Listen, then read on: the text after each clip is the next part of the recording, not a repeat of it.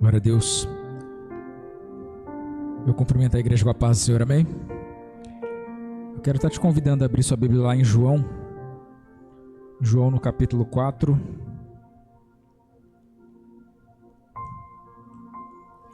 Evangelho de João no capítulo 4.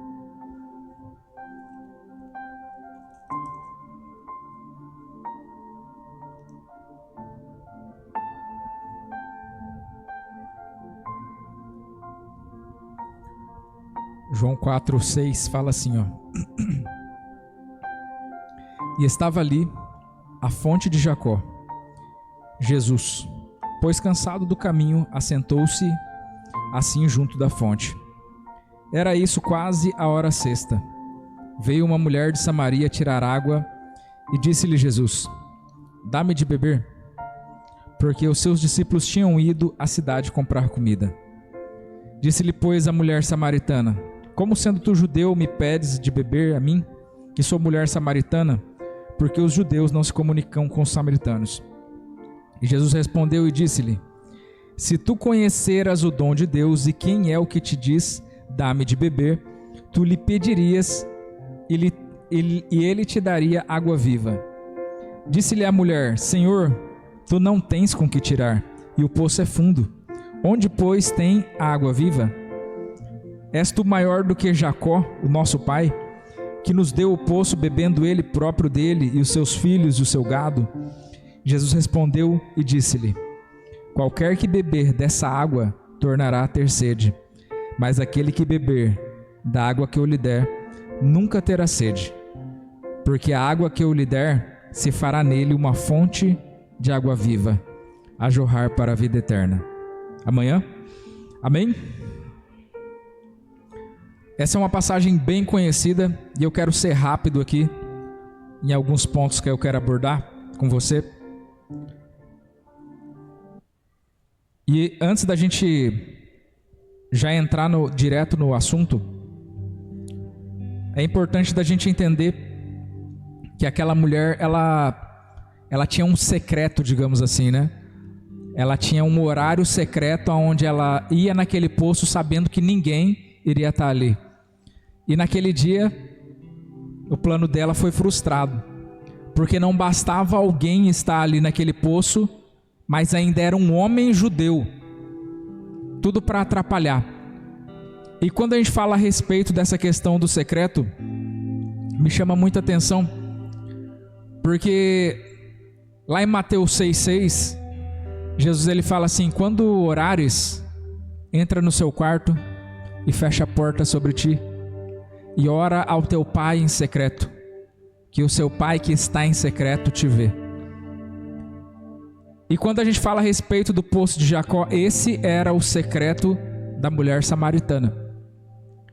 Só que cada um de nós tem um secreto em específico. E o que é totalmente contraditório, porque principalmente no nosso mundo gospel, nós gostamos muito do movimento, né? Aí tem as igrejas que são acostumadas a fazer festas e tal. E aí o pessoal fala assim: ah, fulano foi renovado, né, na festa. Só que o que eu percebo na palavra de Deus, nada contra nem a favor, mas é que Deus, ele tem encontros marcados num secreto que é específico para você. Eu percebo que Deus, por mais que aquele lugar fosse um lugar público, existia um horário específico em que aquela mulher aparecia por lá. E esse horário é o horário do secreto dela, era o horário do secreto da mulher samaritana. Talvez o seu horário secreto é quando você tem insônia de madrugada. Talvez o seu horário secreto é quando você fecha a porta do escritório e chora nos pés de Jesus ali. Cada um tem um secreto em específico, de acordo com a necessidade, de acordo com a situação. E o que me chama mais atenção ainda é o fato de que Deus, ele nos vê nesse secreto, e é no secreto que nós conheceremos a Deus de uma forma real e verdadeira.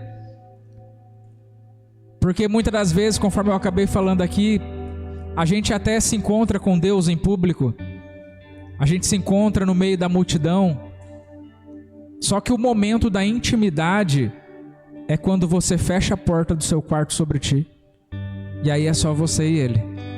E eu até estava lembrando de uma música, enquanto eu estava estudando essa passagem. Tem uma música do Zoe que fala assim, quando a luz se apagar e quando a música acabar.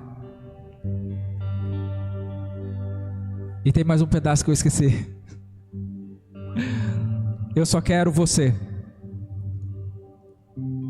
E essa que é a grande realidade do Evangelho. Eu sei que por mais que nós somos treinados e a vida inteira nós aprendemos que o Evangelho é a respeito da gente evangelizar pessoas e falar de Jesus para as pessoas, o problema é que nós temos se tornado crentes vazios. E se você não tem conteúdo, o que você vai fazer ou trazer para uma outra pessoa? Né? São pessoas cheias de tantos ensinamentos. Hoje em dia tem tanta pregação, tem tantas possibilidades, que a pessoa ela fala, eu não vou nem na igreja, porque eu posso escolher quem que é o pregador que eu ouço da minha casa. Eu não preciso mais viajar não sei quantos quilômetros para ir num congresso, para ir num evento que é conhecidíssimo, porque eu consigo assistir da minha casa depois na velocidade 2. Então você percebe que nós se tornamos cheios, só que ao mesmo tempo isso nos tornou vazios. Porque a intimidade em si, ela se tornou sintética. Ela foi descartada graças à quantidade. Então hoje nós temos muita quantidade, mas nós temos pouca qualidade. São poucas as pessoas que você consegue colocar ela diante da fornalha e ela não negar.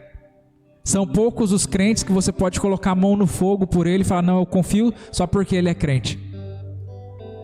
E o que isso prova pra gente? Isso fala a respeito de pessoas que não tiveram um encontro real e verdadeiro com Deus. Tem muitas pessoas que vieram na igreja e gostaram do ambiente. Tem pessoas que vieram de uma família cristã e que vivem pela experiência dos seus pais. Os meus pais sempre foram cristãos, eu sou cristão, meus filhos vão ser cristãos e assim por diante. Só que o problema é que eu não tenho uma experiência única de intimidade com Deus. E isso faz com que eu seja muito raso. Isso faz com que qualquer coisa me tire do eixo. É por isso que a maioria dos jovens, quando vão para a faculdade, saem da presença de Deus. Porque eles não tiveram uma experiência única e sincera com Deus. Eles viviam por aquilo que o pastor falava. Eles viviam por aquilo que os seus pais falavam. Mas eles não tinham um conhecimento específico a respeito de si mesmo. Porque quando você tem uma experiência com Deus, é uma marca. As pessoas podem falar o que quiser e elas podem provar da forma que elas quiserem provar. Você fala, aquilo que eu vivi é inegável e é totalmente meu. Uma outra coisa que esse pedacinho, esse pequeno trecho fala pra gente a respeito desse encontro que Jesus ele marca com aquela mulher, é que Jesus ele nos encontra no nosso cotidiano. Mais uma vez, a gente desfaz essa mentalidade de se tornar super crente nas festas e nos eventos, e nós entendermos que a presença de Deus ela é manifesta no dia a dia. Ela é manifesta nas coisas que você faz normalmente e talvez até de uma forma automática, porque já é tão repetitivo que você nem espera que nada de diferente aconteça. Então talvez você fale assim, eu vou fazer a coisa mais diferentona do mundo, e aí Deus ele vai ter que se manifestar na minha vida. Aí Deus ele vai ter que agir de alguma forma na minha vida. Só que o que a gente não percebe é que Deus ele se encontra com a gente na nossa rotina, no nosso cotidiano. Você percebe que na Bíblia são raras as vezes que Jesus ele vai manifestar alguma coisa dentro do templo. A maior parte dos encontros que as pessoas tiveram com Jesus foi na rua, foi em qualquer lugar, foi trabalhando, foi fazendo alguma coisa da sua rotina, do seu dia a dia. E quando as pessoas menos esperavam, acontecia igual aconteceu com essa mulher. Jesus estava lá, sem que ela percebesse. Ela conversa com Jesus, ele conversa com ela, mas ela nem sabe quem ele é. E é assim que acontece nos nossos dias. Às vezes você está orando, você está jejuando, você está lendo a Bíblia, você está buscando mentores espirituais, só que Jesus está falando com você e você não está percebendo.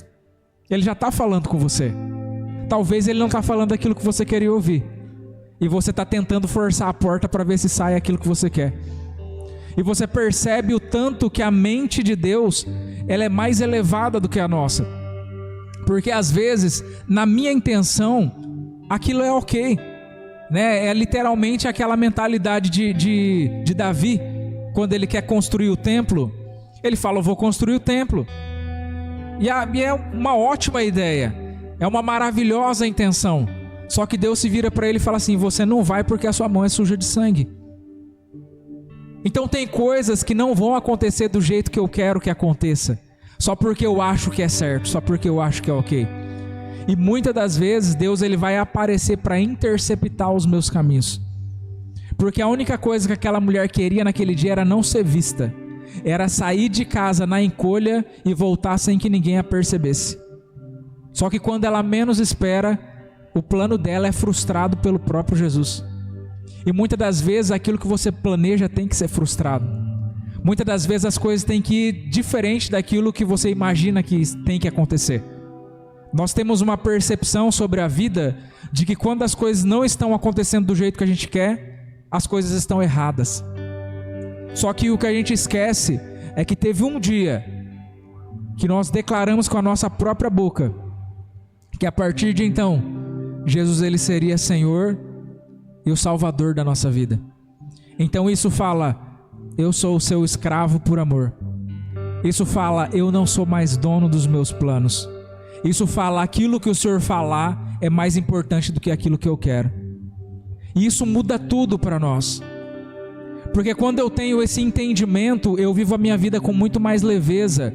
Porque eu pego a palavra de Deus, eu escondo ela dentro de mim e eu falo assim, por mais que as coisas não estejam acontecendo do jeito que eu queria que acontecesse, tudo coopera para o bem daqueles que amam a Deus e foram chamados segundo o seu propósito. E se está acontecendo do jeito que eu não queria, Deus ele está querendo me ensinar uma coisa que eu ainda não sabia. Porque nós temos uma ideia de achar que nós sabemos aquilo que Deus quer. Só que Deus ele está o tempo todo nos ensinando coisas novas. Ele está nos mostrando o tempo todo que Ele é Senhor. Você percebe isso no próprio ministério de Cristo. O tempo todo os discípulos, as pessoas achavam que sabiam aquilo que Ele queria. As pessoas achavam que sabiam aquilo que era melhor. Vamos fazer desse jeito que vai ser melhor. Vamos ir para tal lugar que o Senhor vai ser mais visto. Vamos falar com tal pessoas que a gente vai alcançar. Só que eles nem sabiam qual que era o plano que Deus tinha. Eles achavam que sabiam. E ao contrário disso, o oposto disso, ainda tem os religiosos que olhavam para Jesus e falavam assim, você não se parece com aquilo que eu falei que é Deus. Você não se enquadra no perfil que a vida inteira eu fui ensinado a respeito de quem Deus é. E muitas das vezes nós agimos desse jeito, porque as coisas não estão acontecendo do jeito que eu quero, então fala, então não é de Deus. Porque se fosse de Deus, as portas se abriam. Na onde eu passava, os semáforos iam se abrindo assim. Eu só ia passando e cantando e dando glória a Deus. E o que a gente não percebe é que tudo é a respeito de processos. Que tudo é a respeito de muito mais do que aquilo que nós pedimos ou pensamos. Porque em suma, aquela mulher ela foi para buscar um balde de água. Mas Jesus ele se vira para ela e fala assim, você não está entendendo. Você veio atrás de um balde de água, mas o que eu quero para você é uma fonte de águas vivas. Deus ele sempre tem muito mais do que aquilo que você está buscando. Deus ele sempre tem muito mais do motivo do porquê você está jejuando. E às vezes você pensa que de tanto você se esforçar, você vai conseguir alcançar. Só que como um pai que olha para uma criança se esforçando, ele dá risada da sua cara. Porque ele sabe que você não consegue imaginar sequer aquilo que ele tem planejado para você. Na nossa pequenez, na nossa falta de entendimento, a gente pensa que se simplesmente eu conseguir meu balde de água, nossa, eu já vou ser a pessoa mais feliz do mundo. Só que o meu plano sempre é a respeito de mim mesmo. Porque quem precisa de um balde de água sou eu.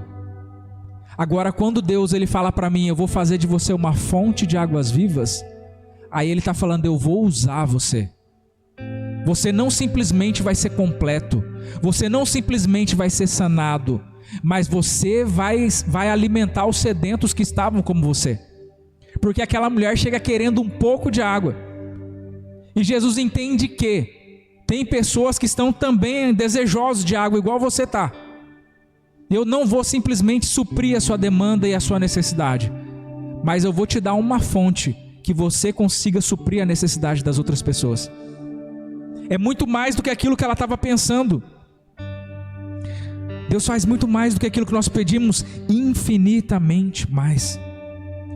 Nós conhecemos a história de Lázaro, que Jesus o ressuscita, e você percebe que as irmãs de Lázaro, assim como eu e assim como você, o que elas queriam de Jesus é que Jesus curasse Lázaro, mas o que Jesus queria era dar uma nova vida para ele. Muitas das vezes nós estamos batendo até hoje, querendo que Deus conserte alguma coisa que está quebrada. O que a gente sequer sonha que possa acontecer é que Deus quer dar uma nova vida. Deus, ele não quer remendar. Às vezes o que está faltando é você soltar e falar: Deus, eu abro mão, eu jogo nas suas mãos e seja feita a sua vontade. Só que o que a gente não dá conta é que a gente fica ali tentando remendar, a gente fica tentando colar e daqui a pouco quebra de novo. E Deus está falando: enquanto você não colocar na minha mão e me deixar fazer novo, você vai ficar se frustrando a vida inteira. Porque a gente acha que sabe o que Deus quer. Não, o plano de Deus é bom, perfeito, agradável, então Ele vai querer colar isso daqui. Deus vai querer juntar os pedacinhos aqui, amarrar, colocar um pedaço de arame, Ele vai dar um jeito de fazer isso. O que a gente sabe é que não sabe é que os pensamentos de Deus são muito mais altos do que os nossos. E a gente acha que só tem esse jeito. Os discípulos no caminho de Emaús, eles falavam assim: Jesus iria restaurar Israel, Jesus iria livrar Israel da mão dos romanos. O que eles não sabiam é que Jesus estava fazendo algo a nível mundial. Eles achavam que o trabalho de Jesus era pequeno demais, e que ele tinha se frustrado, que ele tinha falhado naquilo que ele tinha se proposto. O que ele não sabia é que não era uma luta contra o Império Romano, era uma luta contra o império das trevas. Era muito mais do que aquilo que eles estavam vendo, mas estava acontecendo, por mais que na cabeça deles tinha dado tudo errado. E agora, Jesus morreu. O que será de nós agora? Todo mundo acreditou que Ele era o Cristo, mas a gente está tudo frustrado. Muitas das vezes você vai achar que realmente está tudo errado. A única coisa que você não tem é o discernimento de entender que está tudo acontecendo nos conformes, de acordo com aquilo que Ele planejou, desde o começo, de acordo com aquilo que já estava profetizado há centenas de anos atrás. Ele fez com que acontecesse. Por mais que as pessoas falaram: deu errado. Por que deu errado? Porque não aconteceu do jeito que eu estava imaginando, porque não foi do jeito que eu esperava. E quantos de nós não estão agindo dessa mesma forma? Pedro, ele queria simplesmente a sua empresa de pescados, ele queria simplesmente prosperar como pescador, e Jesus fala para ele assim: eu vou fazer de você um pescador de homens. Se ele não se tornasse um pescador de homens, quem seria Pedro hoje? Nós nunca nem teria ouvido falar a respeito desse homem, desse tal de Simão, desse lugar no meio do nada. O pastor William, ele queria ser um empresário do ramo da construção civil, mas Deus olhou para ele e falou assim: você não está entendendo, eu tenho um negócio maior para você. Eu vou fazer de você uma pedra angular dentro de um ministério. Só que muitas das vezes a gente pensa que aquilo que a gente tem, aquilo que a gente quer é o melhor, porque a vida inteira eu esperei por isso, porque eu sempre trabalhei para que isso acontecesse. E aí depois que a gente trabalha, aí Jesus fala assim: agora deixa eu fazer o que tem que ser feito, porque isso daí que você está fazendo é só frustração. Você pode até ter sucesso, mas não tem coisa pior do que você ter sucesso numa coisa que não é aquilo que Deus tem para você. Não adianta de nada você chegar rápido em lugar nenhum. E a intenção que Deus tem para nós é de direcionamento. O Evangelho, ele não é remendo. O Evangelho é renovo. O Evangelho não é a respeito de colocar amarras em você, esparadrapos e te remendar. É de fazer de você uma nova criatura. As coisas velhas já passaram e tudo se fez novo. Não é mais a respeito de uma pessoa que era rude, uma pessoa que era trabalhosa, e agora ela está adestrada segundo os conceitos da religião. É a respeito de uma pessoa que você pode botar ela no fogo, que ela não derrete mais. Você pode botar ela na prova, que qualquer pessoa que conhecia ela fala: rapaz, eu nunca imaginei que essa pessoa desse conta de passar por isso. Eu nunca imaginei que essa pessoa não voltasse atrás de passar por tudo isso que ela passou. A fonte que nós tanto falamos aqui, ela fala a respeito da prosperidade de Deus. Né? Deus, ele podia falar a respeito, sei lá, de uma cisterna, de um algo que acabasse e depois você tinha que encher de novo. Mas você percebe que o exemplo da fonte, a fonte que nós conhecemos sempre é essa fonte que ela fica jogando a água para cima e a água fica voltando, né? É como se fosse uma nascente que a água só sai e nunca para de sair. A fonte que Deus ele fala para nós é exatamente esse exemplo de prosperidade de Deus. A fonte ele é o maior exemplo de transbordo que tem. É por isso que quando Deus ele fala de fonte, não é simplesmente a respeito de mim, é a respeito dele. É a respeito do como, através desse Júnior que foi cheio da presença de Deus, as pessoas vão olhar e vão querer ter isso que ele tem, vão querer viver isso que ele vive. Porque ninguém quer ser crente igual um crente derrotado. Ninguém quer ser crente igual um crente que a vida dele é toda de ponta cabeça. Ninguém quer ser crente assim. Esse crente não evangeliza ninguém.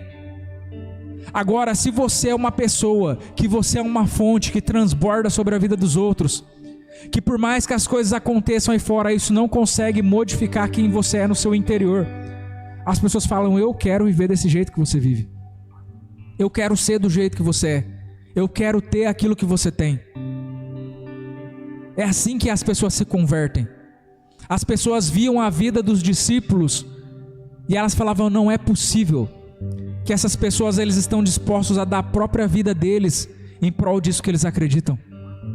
Não é possível que esses homens vejam a sua família inteira sendo morta e mesmo assim eles não negam esse tal de Jesus. Não é possível. E isso fazia com que as pessoas elas olhassem e falassem: cara, tem alguma coisa que eu não estou enxergando. Tem alguma coisa que eu não estou vendo. Não é uma filosofia, não é uma seita, não é um segmento. Essas pessoas têm alguma coisa dentro delas que é irrevogável, que ninguém consegue tirar. Você tira tudo deles. Você tira a liberdade. Você tira as pessoas que eles mais amam. Você tira tudo que eles têm. E mesmo assim, eles ainda continuam sendo livres. Tem alguma coisa que essas pessoas têm que é diferente. E é por isso que o tempo da perseguição da igreja foi o tempo onde a igreja mais cresceu. Porque as pessoas elas querem ter um motivo pelo qual lutar. Elas querem ter um propósito de vida. E essas pessoas, assim como o Martin Luther King falava, eles tinham um motivo pelo qual morrer. E eles morreram pelo nome de Cristo. E as próprias pessoas que matavam eles olhavam aquilo e falavam assim: não é possível um negócio desse. Porque em nenhum momento essa pessoa ousou sequer pensar em desistir de tudo isso por causa da própria vida deles. Eu estava conversando com o Joãozinho aqui no final do culto de domingo. E eu falei para ele a respeito dos morávios. Eles se vendiam como escravos para evangelizar os escravos. Como que você consegue olhar para a vida dessa pessoa e não enxergar que existe um algo diferente? Que existe um algo maior? Que eles estão perseguindo algo que não é dessa terra? Como que você consegue enxergar algo que é comum numa pessoa dessa? Que está disposto a abandonar sua própria liberdade para viver aquilo que Deus mandou que eles vivessem. Então, quando a gente fala a respeito de evangelho, existe um nível muito mais acima do que aquilo que normalmente a gente vive. E eu me sinto satisfeito em poder compartilhar esse evangelho com cada um de vocês que está aqui. Porque a gente poderia estar falando a respeito de missões, a gente poderia estar falando a respeito de formas de evangelizar, mas a única coisa que nós precisamos é viver o evangelho nas nossas próprias vidas. Nós precisamos ter o evangelho dentro de nós até o tutano dos nossos ossos. Nós precisamos fazer assim como Davi. Porque Davi, ele falou assim: a sua palavra eu escondi guardada no meu coração, para que eu não pudesse pecar contra ti. Você percebe que dentro do desenrolar da palavra de Deus, eu não preciso ficar citando versículo por versículo para você. Eu não preciso ficar fazendo demonstrações de conhecimento para você, ou que eu consigo decorar tantos versículos por dia. O que eu preciso provar para você é que eu escondi a palavra no meu coração e ela me transformou. E que a minha vida é pautada e guiada por isso. E a partir daí eu posso falar como Paulo: sejam meus imitadores assim como eu sou de Cristo. Porque vocês não podem ver como Cristo foi, mas vocês podem ver como eu sou. E se vocês me seguirem, se vocês fizerem aquilo que eu faço, eu garanto que vocês estão fazendo aquilo que Jesus faria. É isso que Deus, ele espera de cada um de nós. Ele espera que nós possamos viver aquilo que nós estamos ouvindo.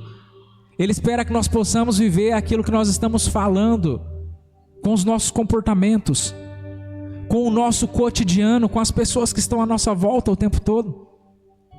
É isso que Deus, ele espera de nós. Esse é o maior evangelismo que você pode fazer na sua vida. A pessoa que ela consegue converter as pessoas de dentro da sua casa, ela converte qualquer pessoa. Essa é uma das características que eu desenvolvi desde sempre. Sempre quando eu vou numa igreja, a primeira coisa que eu percebo é se a família do pastor está na igreja. Se a família do pastor não está na igreja, ele pode pregar e levar você para a lua. Para mim, não funciona. Porque uma pessoa que ela não consegue, conforme está escrito lá em Efésios, a pessoa que ela não dá conta da sua própria casa, ela deveria ter vergonha de subir num púlpito para falar para outras famílias que não são dela. Essa é simplesmente uma métrica que eu tenho. E que você, se você usar essa métrica, você vai perceber que muitos ministérios por aí já estão derrubados. Porque é muito fácil eu enganar pessoas que não me conhecem. É muito fácil eu chegar aqui e falar para vocês que eu sou assim e que eu sou assado. Mas como que eu engano as pessoas que estão comigo todo dia? Como que eu faço um filho meu rebelde, louco da vida, ele vir para a igreja sabendo que eu sou totalmente diferente daquilo que eu falo aqui na igreja em casa? Essas são as provas que a gente tem de se a gente está sendo aprovado na nossa vida cristã ou não. Esse é o básico a respeito do nosso testemunho. Quando Deus, ele me convida lá em Mateus 6,6 para entrar dentro do meu quarto, ele está falando a respeito de ter um conhecimento. E eu já falei a respeito disso aqui uma outra vez. Quando Deus fala a respeito de conhecer a verdade, ele está falando a respeito de ter intimidade. É por isso que ele te chama para dentro do quarto. Deus, ele te chama para um ambiente que é só você e ele, para um ambiente de conhecimento profundo, intenso. Por quê, Júnior? Porque se eu tiver conhecimento, isso vai me gerar libertação. Tem pessoas que estão presas em amarras próprias. Tem pessoas que estão presas em situações que são próprias da sua vida. Às vezes na terapia tem pessoas que elas falam: Júnior, eu sempre repito tal problema e quando eu vejo já aconteceu de novo, não sei o quê. Só que a pessoa, ela não consegue sequer diagnosticar qual que é o gatilho que faz ela cair naquele problema toda hora. Só que a partir do momento em que chega o conhecimento, aí você fala: você já percebeu que quando tal coisa acontece, tal coisa acontece? Aí a pessoa, ela fala: é mesmo, né? Toda vez que acontece tal coisa, aí desperta esse problema meu. Agora a pessoa, ela tem conhecimento e ela começa a agir de forma premeditada. Ela fala: então eu sei que isso vai acontecer, então eu já vou me precaver para que não aconteça. Como que ela alcançou esse tipo de libertação? Através do conhecimento. Porque quando eu alcanço o conhecimento, aí eu alcanço a libertação. Quando eu tenho frutos de arrependimento, isso gera para mim a autoridade para deixar de fazer aquilo que eu fazia. Você percebe que ali entre os samaritanos, Jesus, ele não fez nada daquilo que ele tinha o costume de fazer. Jesus, ele não curou ninguém. Jesus ele não fez sinais e prodígios. Ele simplesmente alinhou aquela mulher com aquilo que ela precisava ouvir. Ela relutou, até que de repente ela caiu em si. E ela falou: eu estou diante do Cristo e eu estou batendo boca com Ele, porque Ele está falando coisas para mim e eu estou falando que Ele está errado. E quantas das vezes nós estamos agindo dessa mesma forma? Quantas das vezes nós estamos batendo boca com Deus e falando que Ele está errado, que Ele deveria fazer do jeito que a gente quer? Talvez na sua vida vai acontecer igualzinho aconteceu na vida da mulher samaritana. Talvez não vai descer um anjo do céu, não vai ter repleplé. Na simplicidade do seu cotidiano, Deus ele vai falar com palavras que só você entende. Talvez não faça sentido para mais ninguém, mas quando você ouvir aquelas palavras, você fala: é para mim, é totalmente para mim. Tinha uma música que tocava na igreja, e que no final dessa música tinha uma letra, cantava a música toda. Como músico eu falava assim: ficou legal. Só que na hora que chegava no final da música eu falava assim: eu te entendo. Eu falava: nossa, estragou a música, nada a ver. Sabe, para mim saiu totalmente fora da métrica, desnecessário. E nenhum dia, no meio do meu sofrimento, no meu secreto com Deus, aquela música mais uma vez foi cantada. E na hora que ele falou: eu te entendo, parece que eu ouvi Deus falando para mim: eu te entendo. Parece que era tudo que eu precisava ouvir. Para as outras pessoas era simplesmente mais aquela música que todo mundo ouvia o tempo todo e que todo mundo cantava. Mas para mim, aquele trecho que eu sempre desprezei e que eu ficava batendo boca falando: isso aí é besteira, isso aí não devia ter nessa música. Quando aquele dia eu estava no momento certo, aí eu ouvi Deus falando comigo de uma forma que só Ele poderia me falar. Eu gostaria de pedir para que você ficasse de pé.